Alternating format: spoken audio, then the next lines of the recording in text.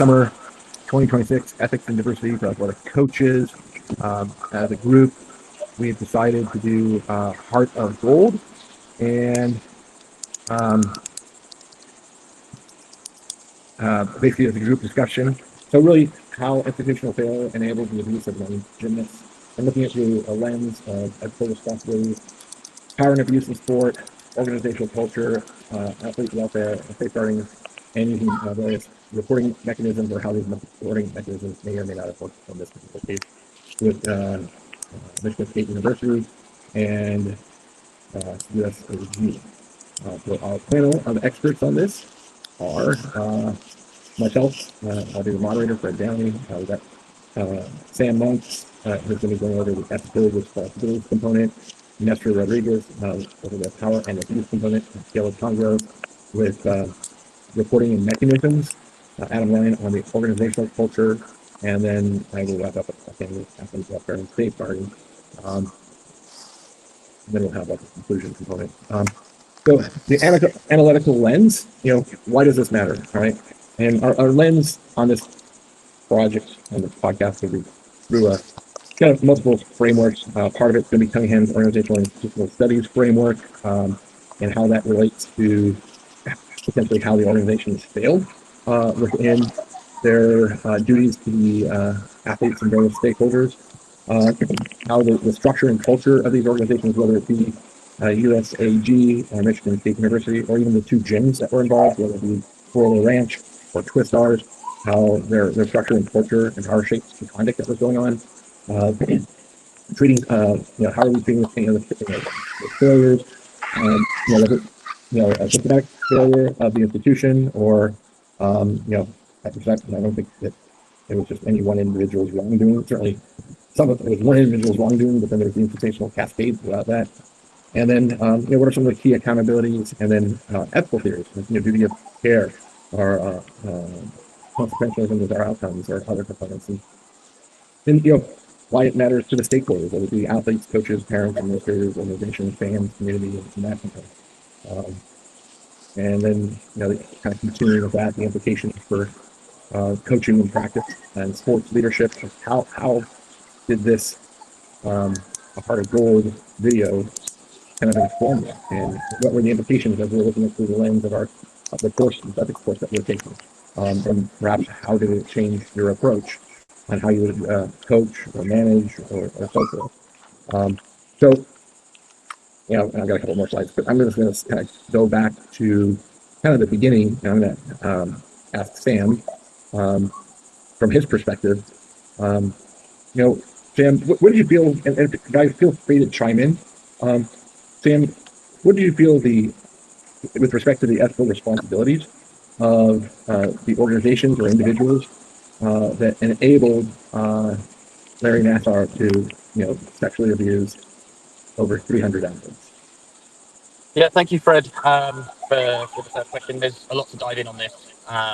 When you look at the constant, I would call it like constant trends of what we watched, me and my fellow colleagues here, we watched and observed a lot of different types of behaviours that were, especially from Dr. Larry Nassar, which was involving a lot of private one-to-one contact with athletes that had just a sense that there was a lot of shielding away from other watching adults. I think that the main pieces of ethical concerns that I saw, which was going on throughout the whole documentary, was just the fact that, first of all, I didn't see anything recorded from anything that was going on with let's go with massages, right? Or if we're looking at protocols of parents being involved in the room physically with the athlete, were there regular checks going on with what was being recorded? What were, monthly check-ins, weekly check-ins on what sort of techniques were being used around the athlete's body? Obviously, Dr. Larry Nassar had a lot of contact with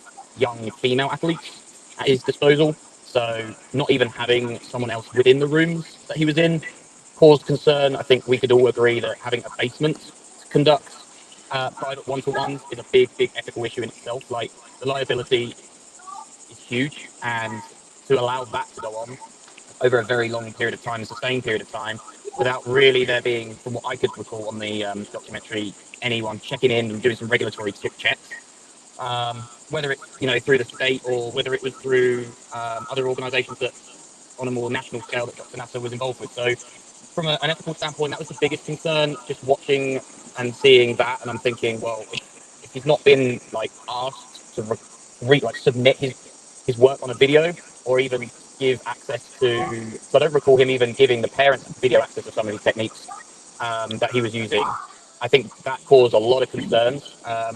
Obviously, throughout the whole documentary, we saw other individuals come into more of the focus with the Kathy Clegus coming in and Steve Penny, the US Olympics. And I just think when you look at the system is very broke, right? That's just obvious. And I wanted to quote from one of the references I found in one of the papers that was very much alluding to the organisations that we watched and their conduct and sort of their policies.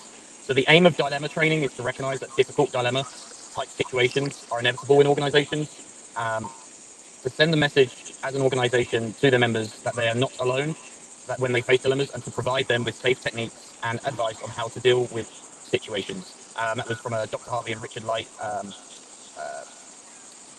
paper that I found based in 1982 all the way up to 2012. And I just think, just as I come more out of the descriptions, you look at, I know, Fred, you mentioned briefly about the locate, right, the physical locations, not just the rooms that these people were working in, but also like the on-site methods that they would use in these random locations that could have very poor cell service, very limited contact with other adults, and it just had a very, very poor conduct and just feel surrounding a lot of what was going on. Something I like to add there. So when they kind of, I saw like some of the victims talked about the conduct that was taking place, like with their parents in there, and they're like, "Oh, it must be okay if my parents in here." But I just wonder how much like could they not see like what their parents were doing, like that was like a burning question the entire time I was watching. I was like, the parents in there, was he actually doing anything or was he not, and like to what extent, and like that would be like a good question just to kind of clear up like why a parent would be okay with someone doing continuously work and stuff with them and stuff like that. I felt like if I ever saw something that was inappropriate, I mean, that's an easy way just to pull them out. But I mean, you know, I question, I don't know, like you said, there's not a lot of film where it shows maybe they were covered and he was doing inappropriate things, or if like he just like basically gained their trust and did like the routine stuff. And then once he knew that he could take them, anywhere, then it was kind of like, oh, well, now I can do whatever I want, sort of thing. I just wanted to add that. Yeah, Caleb, I think that's a really good point. What I had seen in it was actually an article from DePaul University, Journal of Sports Law, that he would not often, but sometimes he would bring in parents, but then he would place his body between where the parents were at and where the child was at, and then do his his thing, his unethical thing. And one parent in particular had asked a question, and he just used his authority as being like an expert in this field, and that was enough to kind of dissuade the parent of thinking that there was anything inappropriate. So, using that authority and abusing that authority, was one of his aims and means that allowed this to perpetuate for as long as it did. And Sam, kind of taking it to the point that in terms of institutional letdown, I think that there is a lot of institutional letdowns. You had the International Olympic Committee, which the U.S. was part of, had some very very specific protocols. This was in Mountjoy's article, Safeguarding the Child Athlete in Sport.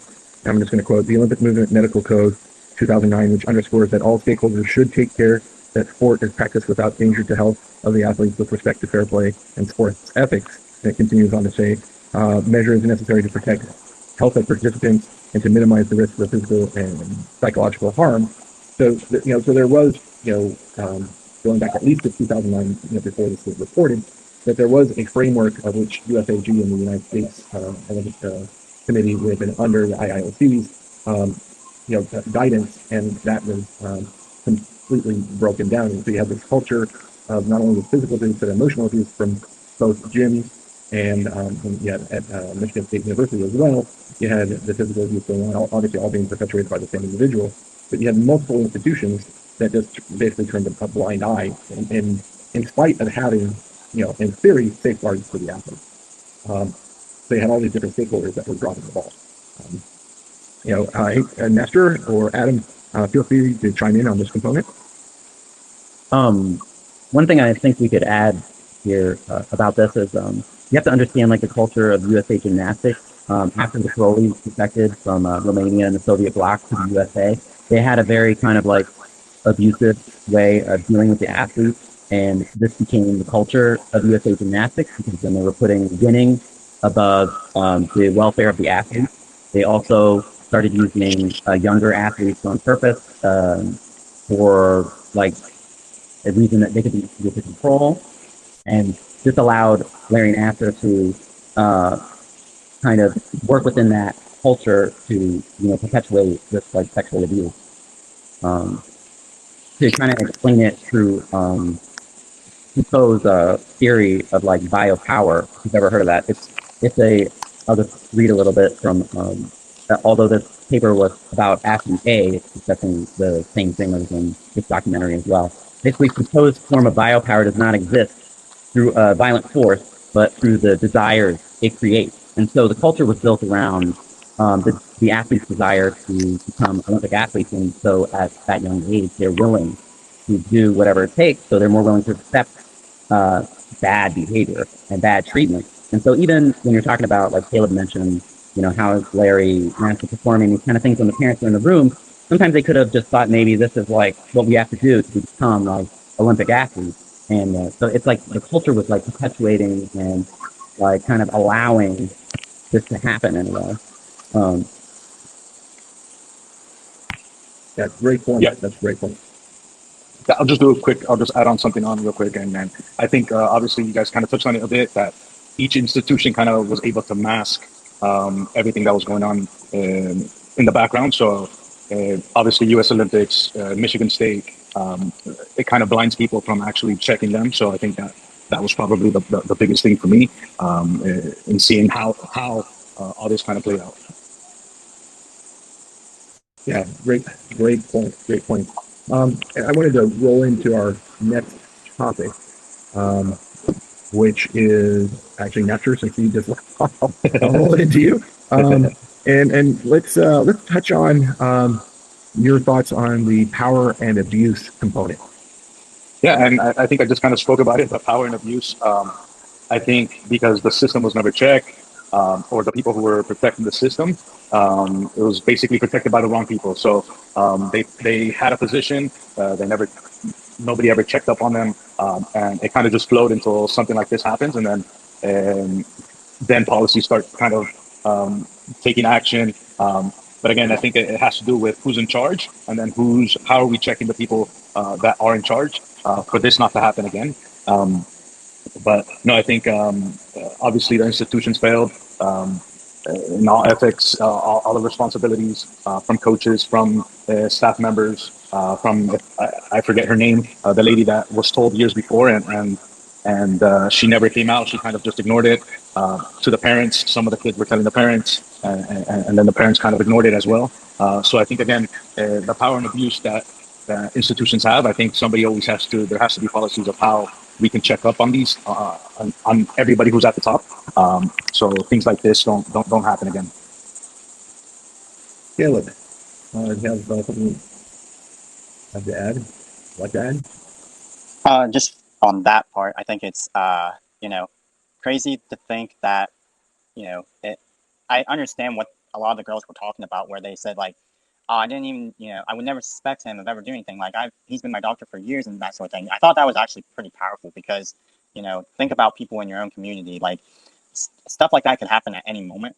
Stuff comes out because incidents happen. And so then you're kind of questioning, well, is this person, I've known this person for years. I never would imagine them doing something like that. And then it comes out and actually there's all these incidents and things that happen and stuff. And it's just kind of like, as a parent on the other side, you're kind of thinking, is anybody safe and stuff? So like that's why it's so hard. Like even people that have like a really powerful reputation, you're like, it could happen just to anybody and stuff. So I thought that seeing all those girls have to go through that and stuff was just really shocking and unfortunate and everything there. Adam, any thoughts or anything you'd like to add? Sure. I mean, I kind of mentioned it a little bit before, but when I was talking about the other things that we already just mentioned, but basically the athletes were trying to make optimum use of like their bodies, and that required the coaches and stuff to exert like abusive control. And because the Carolis got results from this abusive control, it really just allowed Larry Nasser to just continue that in a different way. The athletes were very much coerced into like the desires of being the best, and so that's like allows power to be abused. In the organizational sense, I don't think it really is not great when the organization was so controlled by Steve. I think his name was Steve or Perry, the leader. Yeah, Penny. Yeah, Penny. He had so much like ability to control what was going on underneath him that there was not a lot of really safeguards in the organization when there was a problem. All the decisions just like rested on him, and that seems to be like a hierarchical problem within the organization.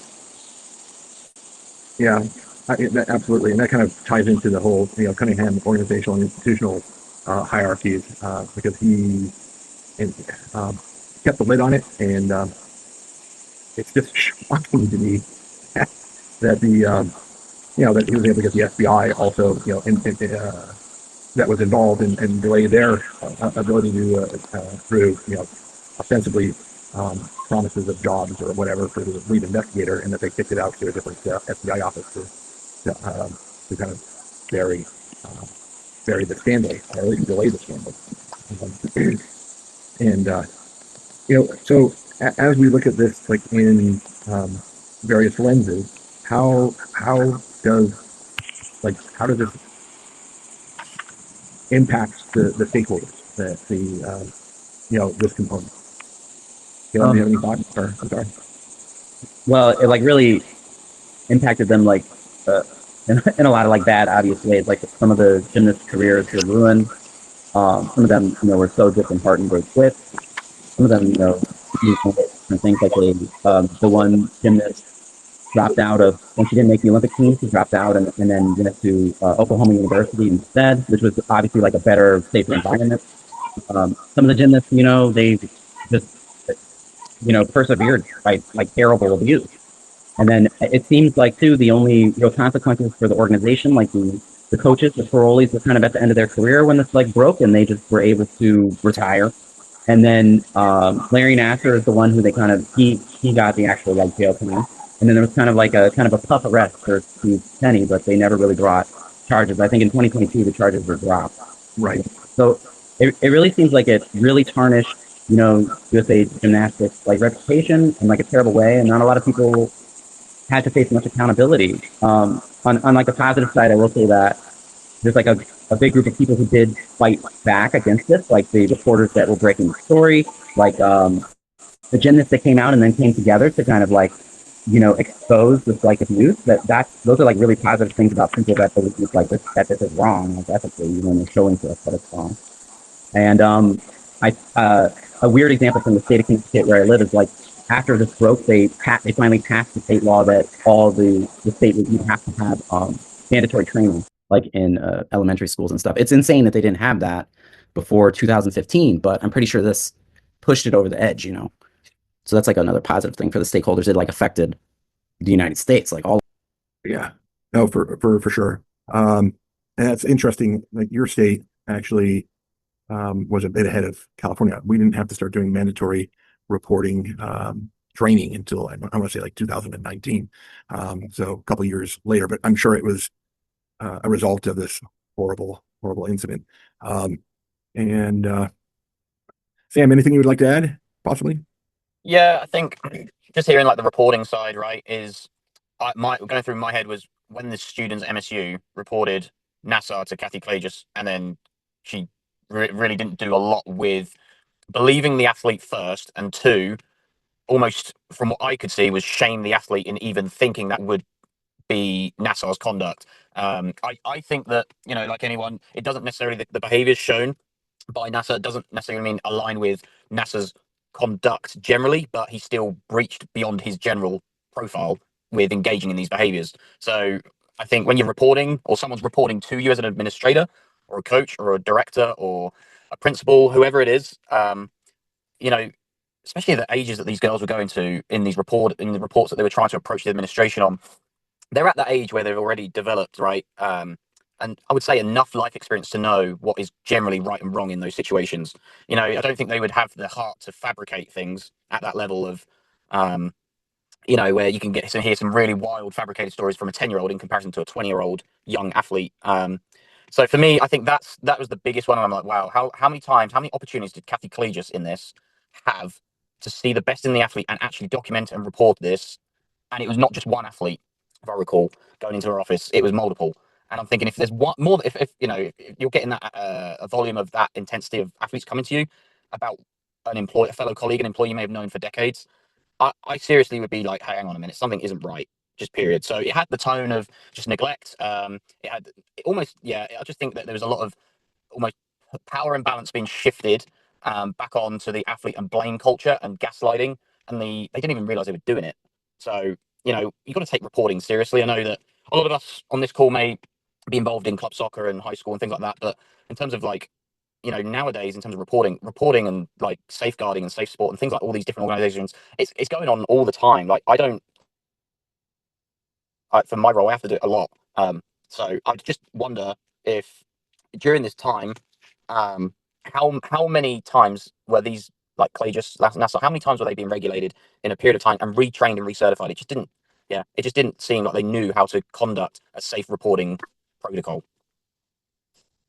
Yeah, personally, I would tend to agree with you that it wasn't really the standard, especially in the 90s. Though I didn't personally coach in the 90s, I did start coaching in the early 2000s, and it was there wasn't that culture, whether it be at the high school level or the club level at that time. Um, and I think the extent that we had to do was um, background check through a thing called LifeScan, which would update the club if you did have something untoward happen, that the club would get an alert saying that, okay, this guy got, a DUI, or, something that might make the individual unsuitable to continue to coach. Or, um, and it's not just, club soccer. My wife gets LifeScan as a nurse. And so for her situation, like if there was anything like drugs and alcohol related, it would make her unqualified to be a nurse, and that she would lose her job over it, type of situation. And so there apparently are different metrics, but I'm kind of getting off topic. So I'm gonna pass the baton at this point to Caleb, just to kind of talk about the reporting mechanisms that we have now versus then, and how they might be used or not used. Yeah, so just to really quick, I just want to answer something that Adam had spoke about. They did get rid of some of the U.S. gymnastic coaches, I believe. Like a bunch of them got fired. I think also some people on the Olympic Committee that didn't follow through with the investigations when they were like initially like filed and stuff. So like there was some of those people didn't just like retire; they did get like removed from their positions and stuff there. But I wanted to add a quick couple of different things here.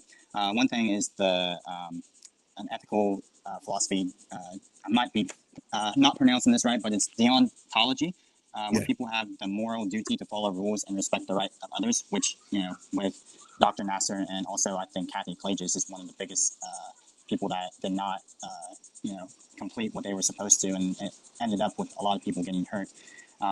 One source that I was finding that was a little bit similar with the Olympic Games and stuff there from Mountjoy et al. 2022, only 30% of the athletes weren't aware of what like harassment and abuse meant, and only 26% were not aware of how to even report allegations. So after the scandal had surfaced, there was a new act in place after the ruling on Larry Nassar and stuff. There is Protecting Victims from Sexual Abuse and Safe Sport Authorization Act of 2017.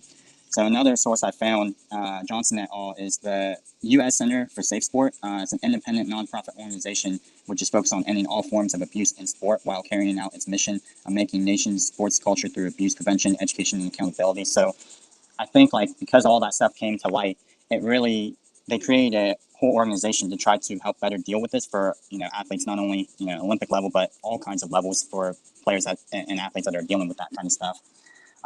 One coaching implication that I can put into this is what I do when I'm walking around my teams. I do a little eavesdropping. Mostly it's just like normal stuff, what they're talking about, like video games or school or different things. But, I now, after watching this documentary, how important that is. It's not to be nosy, but just to know if like something bad is going on, that if there's a way we can help, I found that, what I thought might have been just me being nosy or annoying is actually maybe good. Because, if I notice that the girls are like talking about that kind of stuff, that would be my cue to start like reporting and doing my part and stuff there and investigating those things. Because I'm like, the fact that there were coaches that were walking around and just said, oh, they're just like going to ignore it. I think that was like crazy. I was like, you're hearing it's one thing if it's like one or two girls, but like you're seeing multiple people talk about what's happening and you chose not to take action. I mean, that's just as harmful as what Kathy Clages was doing. Like there were other people that knew what was going on that didn't do anything about it. So,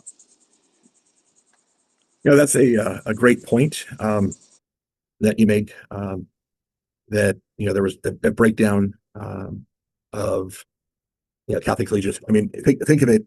If she had been the first person to to actually follow through instead of trying to suppress the information, there would have been hundreds of young athletes that would not have had to go through that that whole ordeal.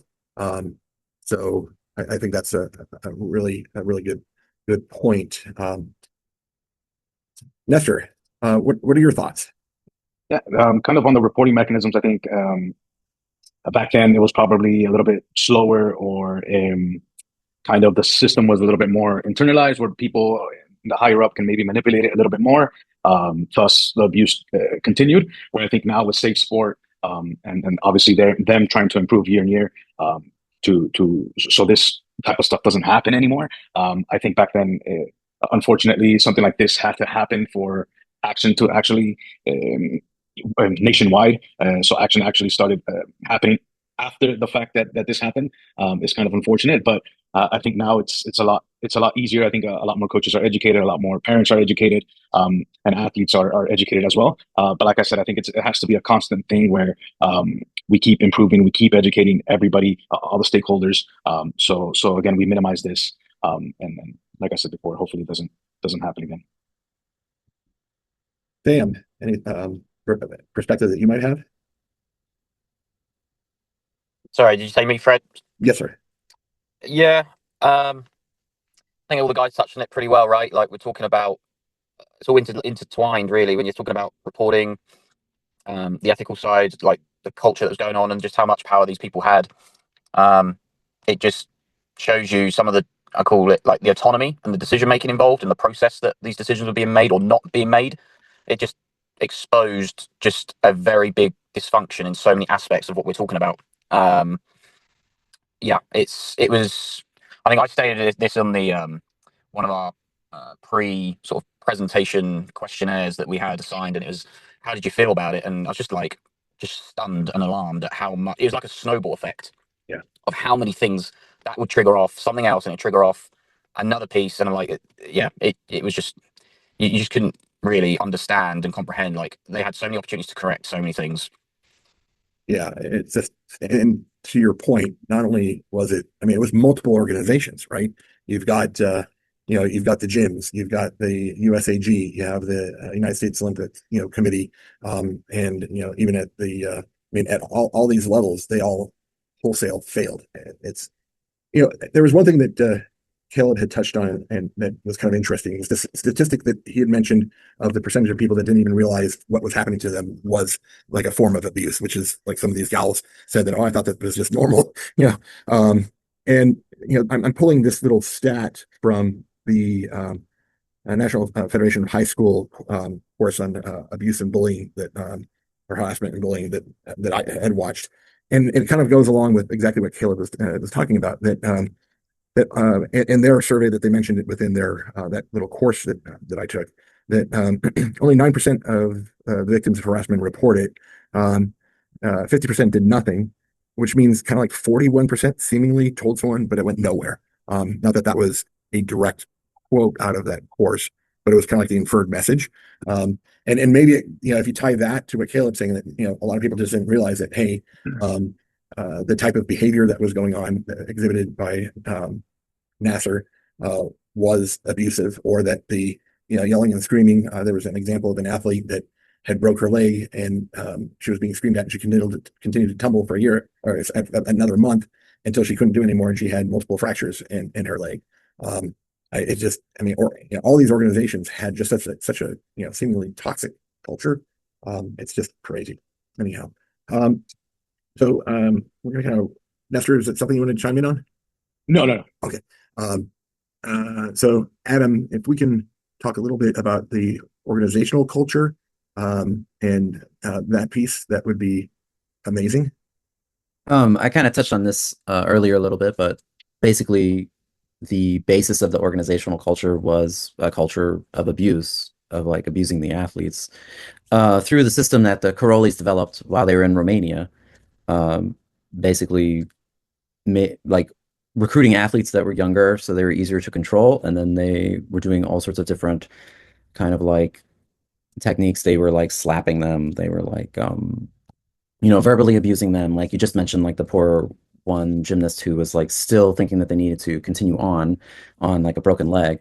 And this creates like a culture of coercion around abuse. And so when you add Larry Nasser to that, it's just another step in like the wrong direction. There's like no because they decided to focus on winning at all costs, and they had some results at the highest level with this like abusive method. Everyone is just assuming that this is like what you do, and so it created moral disengagement throughout the whole organization. And for example, when people were reporting in like 1997, gymnasts were reporting in 1997 about Larry Nasser, and some of the coaches would just pass it up the chain. And then it took so much longer, like so much more time. It just like created like an insane, like Sam was saying, like a snowball effect of like abuse. It was just kind of under the rug because people were not taking like accountability themselves. They wanted to just kind of be like, well, this is what we do. This is how we do it here. So that they just kind of, permeated like a really bad systemic like issue in USA gymnastics. Would anybody else like to chime in or I'll just say something real quick. What made it easy was the balance, right? The gymnast coaches that they got overseas were highly decorated, so it was like bad cop, and Larry Nasser was good cop, which is why he was able to get everybody to do basically what he wanted. Like he was off everybody's radar because he was like always the good guy because he was like giving gifts, which I think is weird.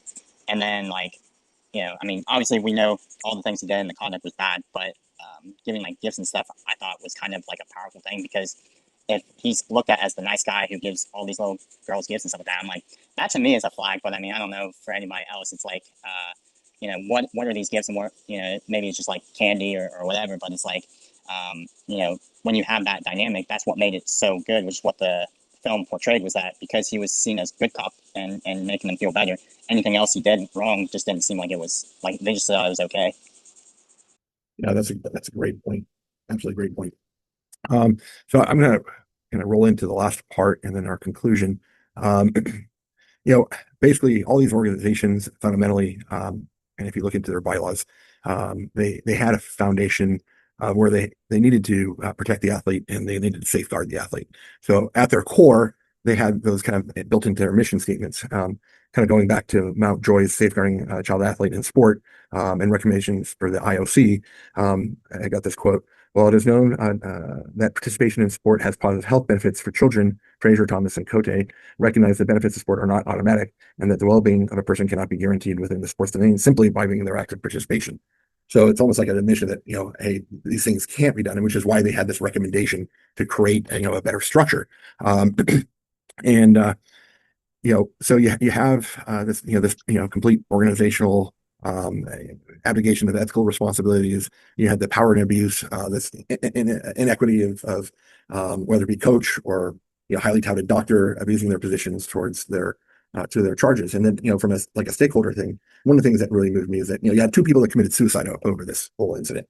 You had a parent who was convinced by Larry Nasser that that their child was lying, and then later on, as the child got older and more accounts of abuse came out, the parent realized that they were that they had put their child into a bad position because the child kept on having to interact with Dr. Nasser, and and the parent ended up committing suicide over it. And then the gentleman that owned Twistars, when he got indicted, he committed suicide as well. So you have stakeholders, parents, coaches committing suicide over these actions that they, maybe not so much the parent, but because of the incidents that happened, or they're clinging on to institutional norms or expert authority, and they relied on that instead of maybe relying on listening to their child, which is pretty tragic.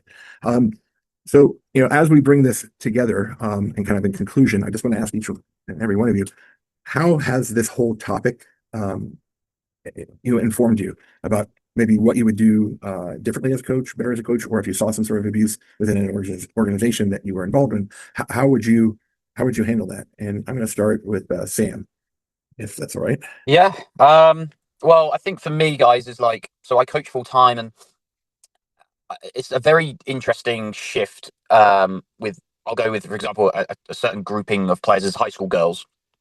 As a male coach, you got to watch what you say and how your message lands.